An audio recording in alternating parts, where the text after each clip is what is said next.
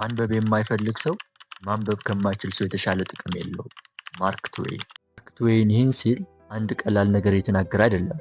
አንድ ትልቅ የህይወት እውነትን የሚያሳየው። አስበው፣ ሁለት ሰዎች አሉ። የመጀመሪያው ሰው ማንበብ አይችልም፣ እውቀት ለማግኘትም እድሉ ውስን ነው። ሁለተኛው ሰው ደግሞ ማንበብ ይችላል፣ መጽሐፍ መክፈት ይችላል፣ መማር ይችላል፣ ራሱን ማሳደግ ይችላል። ነገር ግን ማንበብን አይመርጥም። ታዲያ እነዚህ ሁለት ሰዎች በውጤቱ ምን ይለያቸዋል? ሁለቱም ከመጽሐፍ የሚገኘውን እውቀት አያገኙም። አንዱ ስለማይችል፣ ሌላው ደግሞ ስለማይፈልግ። ይህ ማለት ችሎታ ብቻውን ዋጋ የለውም። ያለህን ችሎታ ስትጠቀምበት ነው ዋጋ የሚኖረው። ልክ እንደዚሁ በዛሬው ዘመን በእጃችን ስልክ አለ፣ ኢንተርኔት አለ፣ ቤተ መጻሕፍት አለ። ነገር ግን ያንን እድል የማትጠቀምበት ከሆነ እውቀቱን ለማግኘት እድሉ ከሌለው ሰው በምንም አትሻልም። በዚህ ክረምት ውስጥ ራስን መለወጥ የምትፈልግ ከሆነ እነዚህን 3 መጽሐፎችን በሚገባ አድርገህ ብታነብ ራስን ማሻሻል ትችላለህ። አንደኛ፣ Who Moved My Cheese። የዚህ መጽሐፍ ዋና ሐሳብ ለውጥ የማይቀር ነገር መሆኑ፣ ከለውጥ ጋር የሚራመድ ሰው ደግሞ ድልን እንደሚያገኝ ነው የሚገልጽልን። አስበው፣ በየቀኑ የምትሄድበት ሥራ በአንድ ቀን ቢዘጋስ? ብዙ ዓመት ያፈቀርከው ሰው ከሕይወትህ ቢወጣስ? ወይንም በእርግጠኝነት የተደገፍክበት የገቢ ምንጭ በድንገት ቢጠፋስ? አብዛኞቻችን እንደዚህ ያለ ሁኔታ ሲገጥመን ለምን ይህ በእኔ ላይ ሆነ ብለን እንቆጣለን፣ እንደነጋገራለን፣ አንዳንዴም በቦታችን እንቆማለን። Who Moved My Cheese የተባለው መጽሐፍ በቀላል ታሪክ ትልቅ የሕይወት ትምህርት ይሰጠናል። መጽሐፉ ስለ አይብ አይደለም፣ ስለ እኛ ነው። በታሪኩ ውስጥ 4 ባህሪያት አሉ፣ 2 አይጦችና 2 ትንንሽ ሰዎች። እነዚህ 4ቱ አንድ አይነት ችግር ይገጥማቸዋል። የተለመደው አይባቸው ይጠፋል። ነገር ግን ሁሉም ተመሳሳይ ምላሽ አይሰጡም። አንዳንዶቹ ለውጥን በፍጥነት ተቀብለው አዲስ እድል ይፈልጋሉ። ሌሎቹ ግን ያለፈውን እያሰቡ ይቀራሉ፣ ቅሬታ ያበዛሉ፣ ለውጡንም ለመቀበል ይፈራሉ።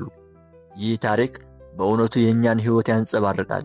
ሥራ ሲጠፋ፣ ቴክኖሎጂ ሲቀየር፣ ንግድ ሲወድቅ፣ ወይንም ሰዎች ከሕይወታችን ሲለዩ እኛስ የትኛውን ባህሪ እንመስላለን?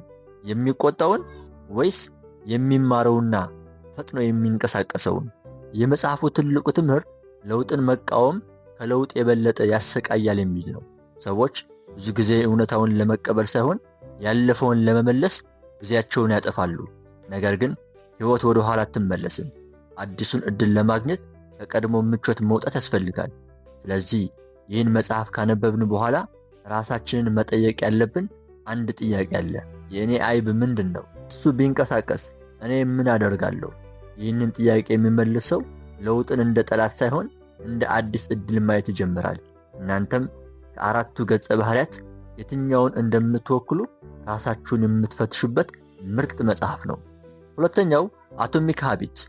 ደራሲው እንዲህ ይላል፣ ትልቅ ስኬት የሚመጣው ከትልቅ ለውጥ ሳይሆን በየቀኑ ከምታደርጋቸው ትንንሽ ልማዶች ነው። ለምን ሰዎች በየዓመቱ ግቦችን ያስቀምጣሉ፣ ግን ከጥቂት ሳምንታት በኋላ ይተዋቸዋል? ለምን አንዳንዶች ሕይወታቸውን በቀላሉ ይቀይራሉ፣ ሌሎች ግን በተመሳሳይ ቦታ ይቆያሉ?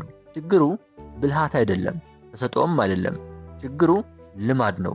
ብዙ ሰዎች ሕይወታቸውን ለመቀየር አንድ ትልቅ እርምጃ እንደሚያስፈልግ ያስባሉ።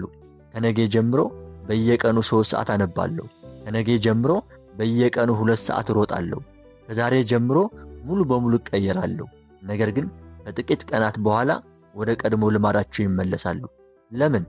ምክንያቱም ሰው በአንድ ቀን አይለወጥም፣ በየቀኑ በሚደጋገሙ ትንንሽ ድርጊቶች ይለወጣል።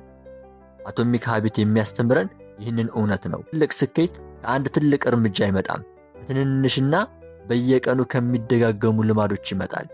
ዛሬ 1% ብቻ ብትሻሻል ያ 1% በአንድ ወር፣ በአንድ ዓመት፣ በ5 ዓመት ውስጥ ሕይወትህን ሙሉ በሙሉ ሊቀይር ይችላል። የመጽሐፉ አስደናቂ ሐሳብ ስኬትን የሚወስነው ግብህ አይደለም፣ የምትከተለው ሥርዓት ነው የሚል ነው። ሁሉም ሰዎች ግብ አላቸው። የተማሪው ግብ ውጤት ማምጣት ነው። የስፖርተኛውም ግብ ማሸነፍ ነው። ነገር ግን ሁሉም አያሸንፉም። ልዩነቱ በግብ ሳይሆን በየቀኑ በሚከተሉት ሥርዓት ነው። የመጽሐፉ ዋና መልእክት አንድ ነው። ሕይወትን ለመቀየር ትልቅ እርምጃ አትጠብቅ። ዛሬ በ2 ደቂቃ ማንበብ ጀምር። በ5 ደቂቃ ስፖርት ጀምር። አንድ ገጽ ጻፍ። አንድ አዲስ ጥሩ ልማድ ጨምር።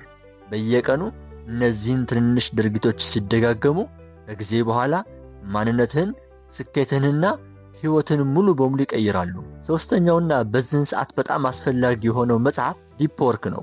ዛሬ በዲጂታል ዘመን ትልቁ ውድድር በብዙ ሰዓት መስራት አይደለም፣ ያለማቋረጥ በጥልቅ ትኩረት መስራት ነው ይለናል ደራሲው። መጽሐፉ የሚያስተምረው ሰዎች በስልክ፣ በማህበራዊ ሚዲያ፣ በኢሜይል እና በሌሎች መዘናጋቶች ምክንያት በጥልቅ የማሰብ ችሎታቸውን እያጡ መሆኑን ነው። በየቀኑ ብዙ ሰዓት ትሰራለህ፣ ነገር ግን ምሽት ላይ ስትመለከት ዛሬ ምን አሳካሁ ብለህ ራስን ትጠይቃለህ። ከጠዋት ጀምሮ ስልክህን ትመለከታለህ፣ መልእክቶችን ትመልሳለህ፣ ቪዲዮዎችን ትመለከታለህ፣ ከዚያ ወደ ስራ ትመለሳለህ።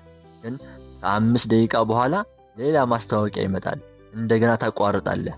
ቀኑ እንዲሁ ያልፋል። የዛሬ ችግር ሰነፍ መሆን አይደለም፣ ችግሩ መዘናጋት ነው። ብዙ ሰዎች ቀንን በሙሉ ስራ የሚሰሩ ይመስላሉ፣ ነገር ግን እውነተኛ ውጤት የሚያመጣ ስራ የሚሰሩት ጥቂት ሰዎች ብቻ ናቸው። ምክንያቱም ትልቅ ውጤት የሚፈጠረው በብዙ ሰዓት ሳይሆን በጥልቅ ትኩረት ነው። ዲፕ ወርክ የሚለው መጽሐፍ የሚያስተምረን ትልቁ እውነት ይህ ነው። በዘመናችን እጅግ ውድ የሆነው ሀብት ጊዜ ብቻ አይደለም፣ ያለ ማቋረጥ በአንድ ነገር ላይ ማተኮር የሚችል አእምሮ ነው። ይህ ችሎታ ያዳበረ ሰው ከሌሎች በፍጥነት ይማራል፣ የተሻለ ሥራ ያመርታል እና በሙያው ከፍ ይላል። የመጽሐፉ ትልቁ መልእክት ይህ ነው። ዓለም በጣም የተዘናጋች ሆናለች። ስለዚህ ትኩረት ማድረግ የሚችል ሰው እጅግ ዋጋ ያለው ሰው ይሆናል። በየቀኑ ለ60 ወይንም 90 ደቂቃ ስልክን አጥፍተህ ኢንተርኔት አቋርጠህ በአንድ ሥራ ላይ ብቻ ብታተኩር ከብዙ ሰዎች የበለጠ ውጤት በአጭር ጊዜ ማምጣት ትችላለህ። ይህ መጽሐፍ ለተማሪዎች፣ ለፈጣሪዎች፣ ለንግድ ሰዎች፣ ለይዘት ፈጣሪዎችና በሙያቸው ከፍታ ለመውጣት ለሚፈልጉ ሁሉ እጅግ ጠቃሚ ነው። ምክንያቱም የወደፊቱን ስኬት ብዙ ሥራ በሚሰራ ሰው ሳይሆን ጥልቅ ሥራ በሚሰራ ሰው እጅ ይሆናል። ወዳጄ፣ መጽሐፍ የማይከፍት ሰው ችግሩ መጽሐፍ ማጣቱ አይደለም፣ እድሉን አለመጠቀሙ ነው። ዛሬ ያለን ትልቁ ኪሳራ የእውቀት እጥረት ሳይሆን ያለን የመማር እድል አለመጠቀማችን ነው።